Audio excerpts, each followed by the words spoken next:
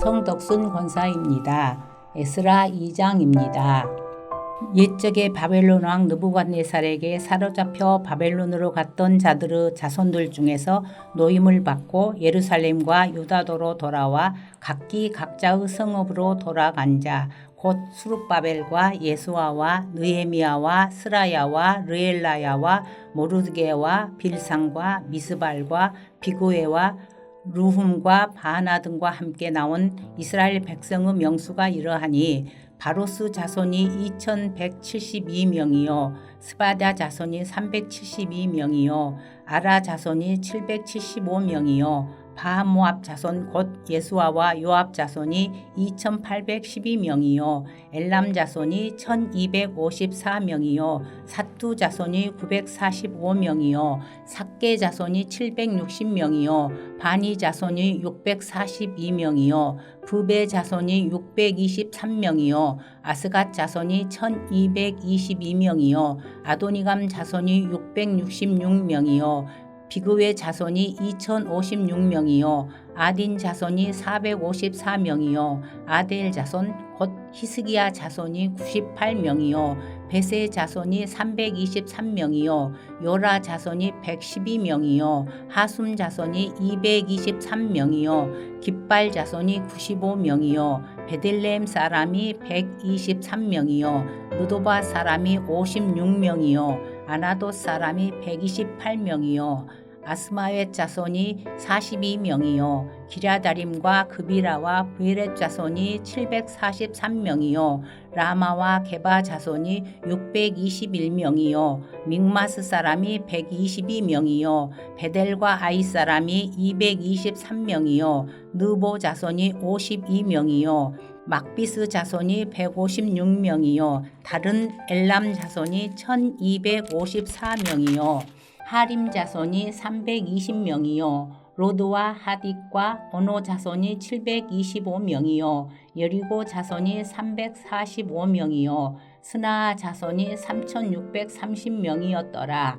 제사장들은 예수아의 집 여다야 자손이 973명이요 임멜 자손이 1052명이요 바스울 자손이 1247명이요 하림 자손이 1017명이었더라. 르이 사람은 호다유야 자손 곧 예수아와 감미엘 자손이 74명이요 노래하는 자들은 아삽 자손이 128명이요 문지기의 자손들은 살룸과 아델과 달문과 악국과 하디다와 소베 자손이 모두 139명이었더라. 느디님 사람들은 시아 자손과 하수바 자손과 답비옷 자손과 게로스 자손과 시아하 자손과 비돈 자손과 르바나 자손과 하가바 자손과 아굽 자손과 하갑 자손과 시물레 자손과 하난 자손과 깃델 자손과 가할 자손과 르하야 자손과 르신 자손과 느고다 자손과 기삼 자손과 우사 자손과 바세아 자손과 베세 자손과 아스나 자손과 무우님 자손과 느부심 자손과 박북 자손과 하그바 자손과 하룰 자손과 바슬룻 자손과 무이다 자손과 하르사 자손과 바르고스 자손과 시스라 자손과 데마 자손과 느시아 자손과 하디바 자손이었더라. 솔로몬의 신하의 자손은 소대 자손과 하소베렛 자손과 부르다 자손과 아얄라 자손과 다르곤 자손과 깃델 자손과 스바다 자손과 하딜 자손과 보게렛 하스바임 자손과 아미 자손이니 모든 느디님 사람과 솔로몬의 신하의 자손이 392명이었더라. 델멜라와 델하르사와 부룩과 앗당과 인멜에서 올라온 자가 있으나 그들의 조상의 가문과 선조가 이스라엘에 속하였는지 밝힐 수 없었더라. 그들은 들라야 자손과 도비야 자손과 느고다 자손이라 모두 652명이요 제사장 중에는 하바야 자손과 학고스 자손과 바르실레 자손이니 바르실레는 길르앗 사람 바르실레의 딸 중 한 사람을 아내로 삼고 바르실레의 이름을 따른 자라. 이 사람들은 계보 중에서 자기 이름을 찾아도 얻지 못하므로 그들을 부정하게 여겨 제사장의 직분을 행하지 못하게 하고 방백이 그들에게 명령하여 우림과 둠밈을 가진 제사장이 일어나기 전에는 지성물을 먹지 말라 하였느니라.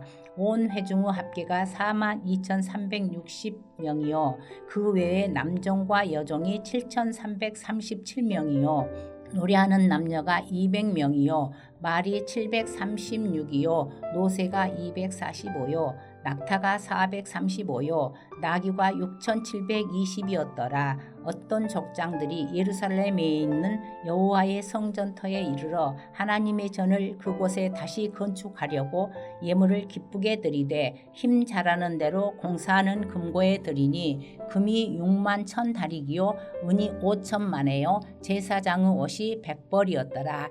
이에 제사장들과 레위 사람들과 백성 몇과 노래하는 자들과 문지기들과 느니님 사람들이 각자의 성읍에 살았고 이스라엘 무리도 각자의 성읍에 살았더라. 하늘에 계신 우리 아버지여, 이름이 거룩히 여김을 받으시오며 나라가 임하옵시며 뜻이 하늘에서 이룬 것 같이 땅에서도 이루어지이다. 오늘날 우리에게 일용할 양식을 주옵시고 우리가 우리에게 죄 지은 자를 사하여 준 것 같이 우리 죄를 사하여 주옵시고 우리를 시험에 들게 하지 마옵시고 다만 악에서 구하옵소서. 대개 나라와 권세와 영광이 아버지께 영원히 싸움나이다. 아멘.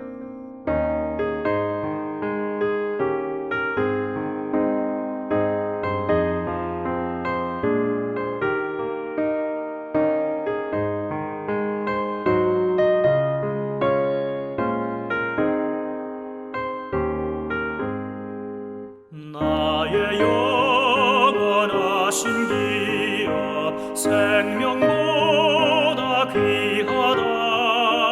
나의 갈 길 다가도록 나와 동행하소서. 주께로 가까이 주께로 가오니 나의 갈 길 다가도록 나와 동행하소서. 세상 복 위한 일함과 모든 병에 버리고 험한 길을 가는 동안 나와 동행하소서. 주께로 가까이 주께로 가오니 나의 갈 길 다가도록 나와 동행하소서.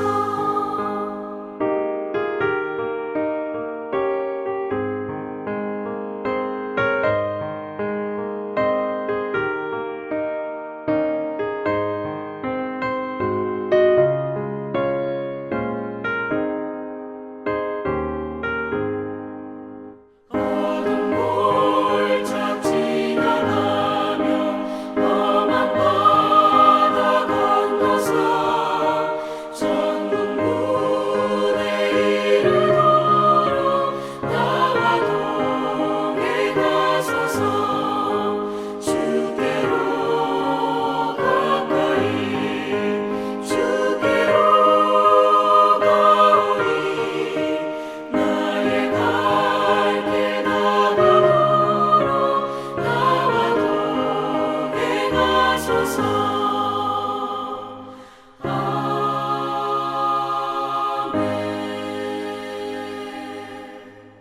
오늘 함께 나눌 하나님의 말씀은 레위기 25장 23절에서 38절 말씀입니다.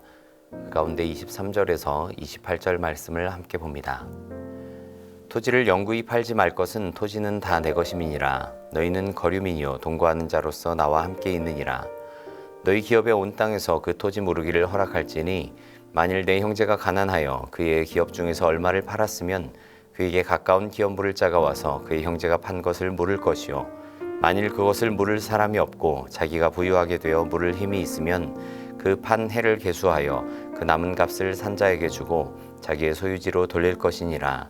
그러나 자기가 물을 힘이 없으면 그 판 것이 희년에 이르기까지 산자의 손에 있다가 희년에 이르러 돌아올지니 그것이 곧 그의 기업으로 돌아갈 것이니라. 아멘. 하나님의 풍성한 복과 은혜가 사랑하는 우리 동명 식구들에게 함께 있기를 간절히 축복합니다. 우리나라 조선시대의 토지제도를 보면 고려시대의 과전법을 이어받습니다. 과전법이란 관료들에게 토지를 내어주고 농민들이 그 과전을 경작하는 형태를 말하죠. 농민들이 과전을 경작하는 대가로 조를 납부하고 또 국가는 관료들이 농민의 경작권을 함부로 빼앗지 못하도록 보호했습니다. 그런데 이런 과전법도 한계를 만나게 됩니다. 조선이 자리를 잡고 왕권도 확립되면서 자연스럽게 조정의 규모도 커져가게 되죠. 이들에게 지급해야 할 토지들도 많이 생겨나게 되고 경제력을 얻은 양반들 견제하기 위해서 토지 제도의 개혁이 불가피하게 되었습니다. 그래서 세조는 과전법을 폐지하고 현직 관료에게만 토지를 지급하는 직전법을 실시합니다. 그리고 성종 때에는 관수관급제라고 해서 토지의 수조권을 국가가 행사하는 형태로 바뀌게 되죠. 그러나 이런 노력에도 불구하고 토지의 사유화를 손쓸 수 있는 방법이 없었습니다. 결국 힘 있는 양반 관료들이 대농장을 소유하는 일들이 생겨나고 농민들의 토지는 위협을 받게 되었습니다. 이렇듯 땅에 대한 소유에 관련하여 나라와 시대를 막론하고 참으로 중요한 문제들을 우리가 만나게 됩니다. 오늘 성경은 희년의 규례와 관련하여 이스라엘 백성들의 땅, 즉 토지에 대한 내용을 언급하고 계십니다. 이스라엘 백성에게 있어서 땅은 정말 중요한 문제입니다. 그저 단순히 땅을 얼마나 차지하는가의 문제를 넘어서 이스라엘 백성들이 살고 있는 이 땅은 곧 하나님과의 관계까지 이어지기 때문입니다. 믿음의 조상인 아브라함에게 약속하신 것 가운데 중요한 것도 바로 땅입니다. 또 그 자손 대대로 펼쳐지는 역사도 약속하신 땅에 대한 주권을 갖게 되는 과정이죠. 창세기와 출애굽기를 넘어서 광야 40년 세월 뒤에 여호수아서에서 펼쳐지는 이 정복의 과정 또한 땅의 문제였습니다. 이후로 이스라엘 백성들의 신앙과 땅은 떼려야 뗄 수 없는 중요한 요소가 되죠. 그렇기 때문에 하나님께서 이 땅에 대해서 어떻게 말씀하고 계십니까? 23절 말씀은 토지를 영구히 팔지 말라라고 말씀합니다. 하나님께서 그 백성과 지파에게 주신 기업이라는 말이죠. 그리고 24절은 너희 기업에 온 땅에서 그 토지 모르기를 허락하라 라고 말씀합니다. 혹여 내가 형편이 어려워서 팔았다고 해도 가까운 친척 중에 누군가가 와서 그 판 것을 되물을 수 있도록 하였습니다. 뿐만 아니죠. 희년에는 다시금 모든 것이 각자의 기업으로 되돌아가게 하셨습니다. 하나님께서 이처럼 특별한 토지 제도를 말씀하신 이유가 무엇일까요? 이스라엘 백성들에게 허락하신 땅을 어떤 개념으로 이해하고 살펴야 할까요? 하나님 말씀하신 규례 속에 담긴 중요한 신앙적인 의미가 무엇인지를 생각할 수 있어야 합니다. 이것은 하나님의 백성된 지금 시대를 사는 우리도 깊이 연관되어 있는 중요한 문제입니다. 우리 모두 이 하나님의 말씀을 깊이 묵상하는 가운데 함께 은혜 나누는 시간이 되기를 간절히 바랍니다. 먼저는 만물의 주인이 바로 하나님이라는 사실을 고백해야 합니다. 23절은 이렇게 말씀합니다. 토지를 영구히 팔지 말 것은 토지는 다 내 것임이라. 그리고 이어서 너희는 거류민이요 동거하는 자로서 나와 함께 있느니라 라고 말씀합니다. 하나님께서 이 땅의 진정한 주인이시고 거기 거주하는 이스라엘 백성들은 그저 함께 거류하는 사람일 뿐이다 라고 말씀합니다. 이스라엘 백성들이 가나안 땅을 정복하고 각 지파별로 기업을 받지만 그것은 하나님께서 약속하신 땅이죠. 이스라엘 백성들이 무슨 힘이 있고 또 능력이 있고 자격이 있어서가 아니라 하나님께서 특별한 은혜로 주신 땅이고 소중한 기업으로 분배해 주신 땅입니다. 지금 광야를 사는 이스라엘 백성들도 생각해 보십시오. 과거 애굽의 노예로 고통당하던 백성들이었습니다. 하나님의 은혜로 출애굽한 이스라엘 백성들입니다. 가나안 땅을 정복하고 차지했다고 해서 그 땅이 주인이 하나님이라는 사실이 뒤바뀌지는 않습니다. 광야의 삶에서 철저하게 이스라엘 백성들에게 하나님께서 훈련시키셨던 것은 모든 만물의 주인이 하나님이시라는 것이었습니다. 그들이 가야 할 곳을 하나님께서 인도해 주십니다. 광야에서 물을 내시고 또 날마다 만나를 먹이시면서 훈련하셨던 것은 철저히 주인 되신 하나님을 따르는 복종과 순종이 있어야 된다는 것이었죠. 이것은 가나안 땅에 들어가서도 마찬가지입니다. 정착하고 또 그곳에 머물러 산다고 해서 그곳의 소출을 우리가 얻는다고 해서 이것이 내 것이다 라고 생각해서는 안 됩니다. 시편 74편을 보면 아삽이 하나님께 이렇게 고백합니다. 특별히 16절에서 17절 말씀은 낮도 주의 것이요 밤도 주의 것이라 주께서 빛과 해를 마련하셨으며 주께서 땅의 경계를 정하셨다라고 말씀합니다. 토지를 영구히 팔지 않아야 하는 중요한 이유는 철저하게 나를 구원하시고 또 내 삶을 인도하시고 또 나에게 허락하신 것 작은 것 하나까지도 하나님께서 주인이라는 생각을 가져야 한다는 말씀이죠. 우리 삶도 마찬가지입니다. 내가 누리고 거하고 있는 모든 것의 소유권은 하나님께 있음을 잊지 말아야 합니다. 둘째로 하나님께서 주신 이 기업 땅을 영구히 팔지 말라라는 이 말씀에는 하나님께서 허락해 주신 이 땅을 소중히 여기면서 지키고 또 잃어버리지 않는 것이 너무나 중요하다는 것을 우리에게 말씀합니다. 민수기 27장을 보면 슬로브앗의 딸들에 대한 기록이 나옵니다. 므낫세 지파 슬로브앗의 딸인 말라와 노아와 또 호글라와 밀가와 디르사는 모세에게 이런 요청을 합니다. 우리 아버지가 광야에서 죽었습니다. 그런데 딸들 외에 아들이 없어서 받아야 할 기업의 몫을 받지 못합니다. 우리에게도 기업을 주소서. 그런데 이런 요청에 하나님께서 모세에게 이렇게 말씀합니다. 슬로브앗 딸들의 말이 옳으니 라고 말씀하면서 사람이 죽고 아들이 없으면 그 기업을 그의 딸들에게 돌리라. 또 딸도 없으면 그 기업을 그의 형제에게 돌리고 형제도 없으면 그 기업을 아버지의 형제에게 주고 또 아버지의 형제도 없으면 가장 가까운 친족에게 주어서 받게 하라 라고 말씀합니다. 슬로브앗의 딸들이 아버지 기업이 없어질 수 있는 이런 상황 속에서 딸들에게도 기업을 달라는 이 요청은 기각되지 않고 받아들여졌습니다. 북이스라엘 아합 왕 시대의 나봇을 생각해 보십시오. 이 아합이 나봇의 포도원을 탐낼 때 나봇은 이렇게 말합니다. 내 조상의 유산을 왕에게 주기를 여호와께서 금하실지로다 하면서 아합 왕에게 내놓지 않습니다. 왕의 권력이 무서워서 내놓을 수도 있었겠죠. 그리고 내놓았다면 대신에 더 좋은 것을 얻었을지도 모릅니다. 하지만 나봇은 그의 기업을 지킵니다. 하나님께서 주신 그 기업, 땅 소중히 여기고 잃어버리지 않으려고 한 것이죠. 예수님과 제자들 초대해서 식사거리를 마련했던 마리아와 마르다를 우리는 잘 압니다. 마르다는 분주했습니다. 반대로 마리아는 예수님의 말씀을 들었습니다. 심술이 난 마르다가 예수님께 말합니다. 예수님, 마르다 보고 저 좀 도와달라고 해주세요.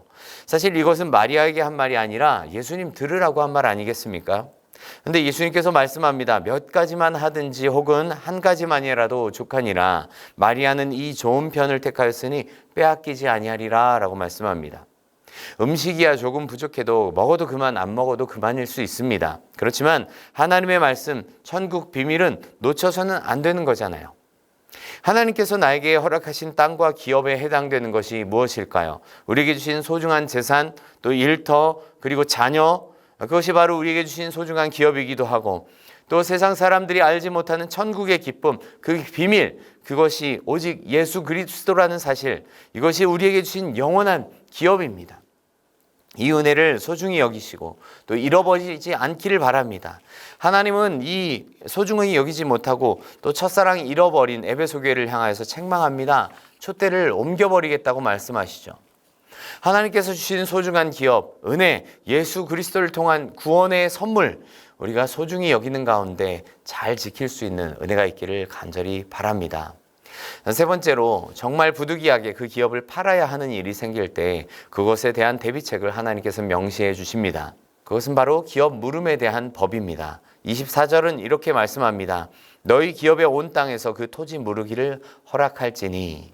이 기업 물음의 제도는 한 사람이 기업, 즉 토지를 팔게 되었을 때 가까운 형제가 그것을 물을 수 있도록 하는 법입니다. 쉽게 말해서 우리가 정말 소중한 어떤 물건을 생계 문제로 당근마켓 같은 데다가 팔았다고 생각해 보십시오. 그러나 시간이 지나서 그걸 반드시 되찾아야 하겠는데 판 사람에게 다시 돌려내라고 한다면 그것 좋아할 사람 누가 있겠습니까? 쉬운 일이 아니죠. 그런데 하나님께서는 가까운 친족이 자신의 것 희생해서라도 형제를 위해서 기업 물음을 할 수 있도록 허락해 주십니다. 형제의 입장에서는 희생을 감수해야 하는 것이고 또 기업을 물어주어야 하는 입장에서는 또 상대방을 배려하고 이해해 주어야 하는 그런 법입니다. 결국 사랑이 없으면 삼자 간에 정말 쉽지 않은 거래가 될 수 있다는 것이죠. 고엘이라는 제도가 실제로 룻기를 통해서 나오지 않습니까? 잃어버린 엘리멜렉의 가문 기업을 보아스가 물어줍니다. 그런데 결국 이 고엘이라는 이 제도의 실체는 무엇일까요? 바로 예수 그리스도이시죠. 하나님을 떠나 범죄함으로 소중한 하나님의 기업을 잃어버린 우리에게 우리의 죄값을 똑같이 속량하시기 위해서 십자가에 지불하시고 하나님과의 관계를 회복해 주신 분이 바로 이 예수 그리스도이십니다.